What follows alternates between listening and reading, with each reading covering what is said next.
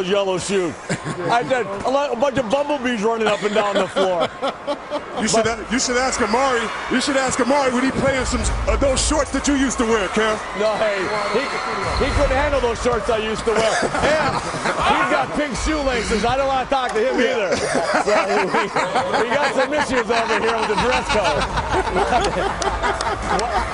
One thing I've noticed, you know, Chris, one thing I've noticed about my squad, Chris, is you remember your dad used to walk to work in school in the snow uphill both ways? Yeah. Yeah. Our guys only are uphill on defense. It's downhill on offense. Because they run like crazy on offense. That's right. But going up is uphill on defense.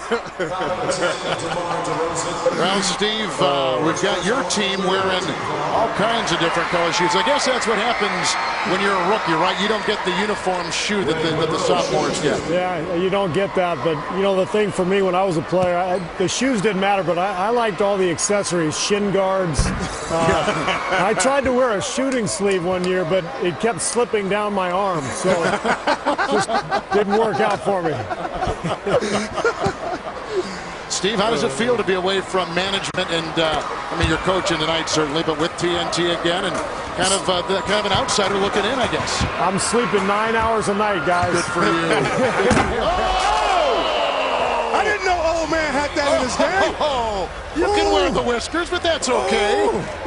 I'm going to take Man. 3 men jumped out of his beard on that dunk. I stole that from Kevin McHale this morning. I told you I was going to take that joke, Kevin. 3 men jumped out of his beard. And Jennings to the trailing Harden. How about Harden getting up there? Wow. Oh, Bledsoe with another look away, and Johnson puts it in. This James Harden, he was taken number 3. We told you about his play at Arizona State, born in Los Angeles. His Drew Holiday sails in. He was a terrific AAU player, very decorated career there, but he was one of the great high school players in the country and then chose Arizona State, which surprised a lot of people. And, of course, the moment he stepped on campus, that program already was better with him there. Exactly, and hopefully he shows us something here. Let's see. Okay. Oh, my gosh. Now, Ibaka, he should have replaced you because we're coming to get you, Ibaka, for laying it up. You know the rule. If you're 7 feet, Ibaka, you do not lay the ball up.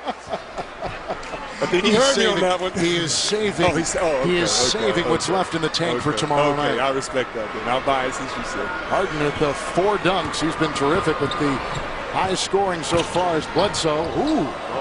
Looking inside for Wesley Johnson. Harden with a wonderful play. You see this. No one getting close to him whatsoever. Look at this. Fun to watch. Even Carmelo says, ooh, that was nasty. Nasty.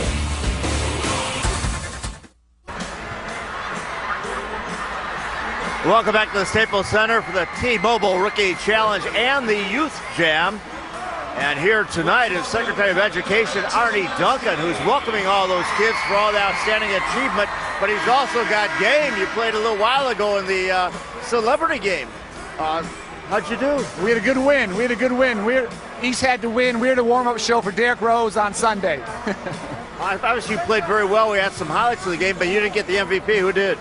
Somehow Justin Bieber got the MVP. He was pretty popular out there. Must have been a fan vote. It was. American Idol. There are a lot of politicians who are would-be athletes. I think our boss, even the White House, may be one of those. But you do have game. You played at Harvard. You played professionally overseas.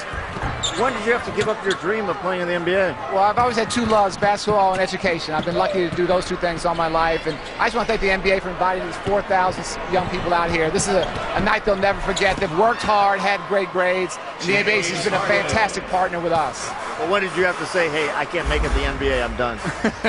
I played a couple years overseas, then came back to Chicago to start working with children. That was really in my heart. When you have those pickup games at the White House, who wins, you or the president? We usually on the same team. We usually do pretty well together. And he can play. He plays really hard. He's a lot of fun to play with. Well, I enjoy the weekend. Thanks for being here. Thanks for having me. Thank you, Kevin. Thank you, Craig. And Chris, you've got a relationship with Secretary Duncan. Well, yes, a little bit. I really thank him for all the work that he's done in Detroit and actually across the country. What he's doing is he's recruiting teachers that look more like the students in the classroom. And by my mother being a teacher for over 40 years, she's told me that's very important. And so getting more male teachers in the inner cities in the classroom and more teachers that the kids can relate to. So I'd like to thank him, the White House, the whole education committee, for really not forgetting about our children, especially in the city of Detroit. Well said. Remember to cast your vote for tonight's T-Mobile Rookie Challenge and Youth Jam MVP. Text the last name of your choice to 38657 from any wireless phone, or vote online at NBA.com. Voting will be open through the end of the game. I always knew that you were a product of educators, and you have always taken an interest to that. Even when you were playing, it was a big focus of what you were concentrating a lot of your off-season on. Yeah, you know, I know what education can do. It could make you a good basketball player. You know why? Because if you don't do your homework, you can't play basketball. The first lesson Mama taught me. So, you know, I wanted to do that. And so these kids out here, I think today is just a day.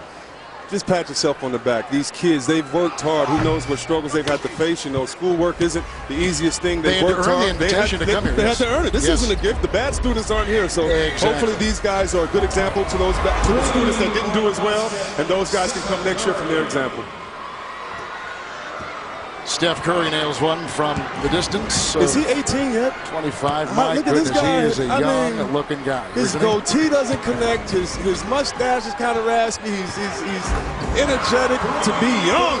There's Landry Fields, who led the Pac-10 in scoring a season ago. He was in that class with the Collins brothers and Fields. How about that recruiting class for then-coach Trent Johnson at Stanford? You know what? You just reminded me of that. That was a great recruiting class. Man. And who was the biggest recruit out of that? Now that I think of it, I'm just thinking like, no, wait a minute. I don't remember Fields. Yes, I do. In the class. No. Yeah, Lopez, it was Lopez. Yeah, I said Collins. I'm sorry. I'm twins. I'm getting the twins I was mixed reading up. your head. Not it was the Lopez yeah. twins. Excuse me. The curly head guys. The one that doesn't comb his hair, and the other one that looks very smart. They'll dunk on you and rebound. But think of that terrific recruiting class that he brought in. Those Lopez brothers, and then this kid who, you know, was not a name coming out of high school.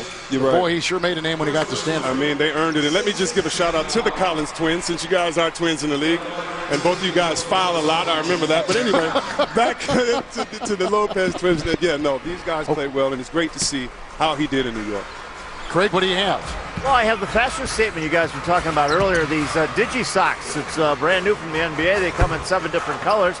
Players wearing them tonight. They'll also be wearing them tomorrow. And you notice they all have socks that match their uniform, except for Derek Favors.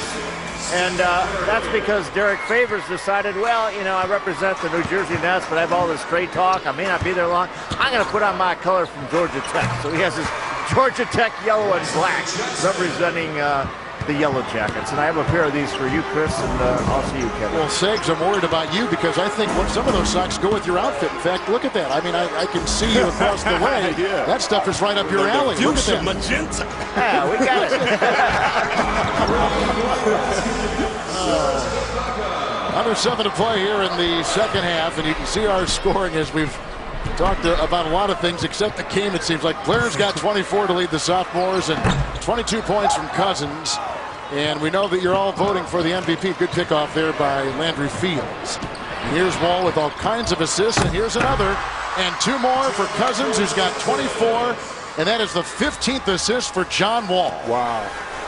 15 assists. Well, this guy is an assist machine, as we all know, but 15 assists in the All-Star game, that's like Nash, Stockton. You want to play with those guys. Wall was the Southeastern Conference Player of the Year in his 1 season there. And here, as we take a look at what will probably comprise our MVP among Blair, Cousins, and Wall, with the 16 assists, pretty impressive. Yeah, and then by being a close game, it's going to be a close race to this MVP as well. You know, Blair came out early, got things going, but it looks like Cousins and Wall right now are trying to take it over. So a lot of fun, but I'm telling you, about that 5-minute mark, we're going to see somebody play D. Wall from Raleigh, North Carolina, #1 overall pick by Washington, is #1 overall pick in the draft, was a first for the Kentucky basketball program. They had never had a player, all the great players that have played there. No one ever drafted #1 except him. And I know that I saw Kentucky play Vanderbilt last weekend, and John Calipari's got 4 more McDonald's kids coming in next year with the 3 that already exist. I mean, and this is how tough that is, and if everybody can help me, if you can help me with this, Kev, I think I can name, or maybe not name, all the guards that were picked first. And if I could think of that, that just shows you what an elite class he is. Allen Iverson was picked #1. Lucas was picked #1. Magic Johnson was picked #1. Derrick Rose. Derrick Rose was picked #1. Who played for Calipari. Was it anyone else? I know I'm putting us under the pressure here, but since, this is what I mean about being a basketball fan. You know how much we guys in the locker room are arguing and throwing stats up and trying to, all this kind of stuff, to be able to talk openly and to be able to figure it out as we're going. But to be in an elite class that only had a number of point guards being in the toughest position, the quarterback position in the NBA, is a wonderful thing for John Wall. And this year he's proven that he deserved to be that pick. I'm going to bring in Kevin McHale here because Kevin played back college ball at Minnesota in the 70s and the NBA certainly in the 80s and the early part of the 90s. And Kevin, as you take a look at the player today, how is he different from when you first came in the league as a rookie? Well, they got muscles everywhere. They're in the weight room all the time. I like that Blake Griffin. Blake Griffin's got more muscles on his muscles than I got muscles.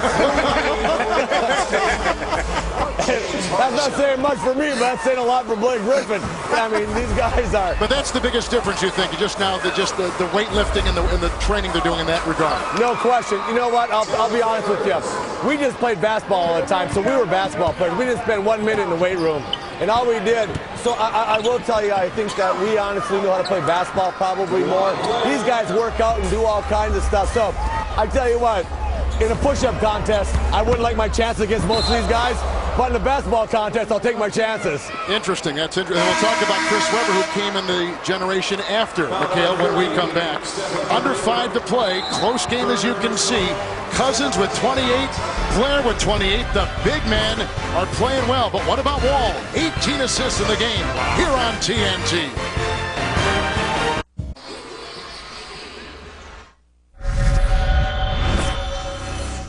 I got a whole lot of tricks up my sleeve. Hey, he said he wants to give me some of his assists. Give him over. Just switch him over.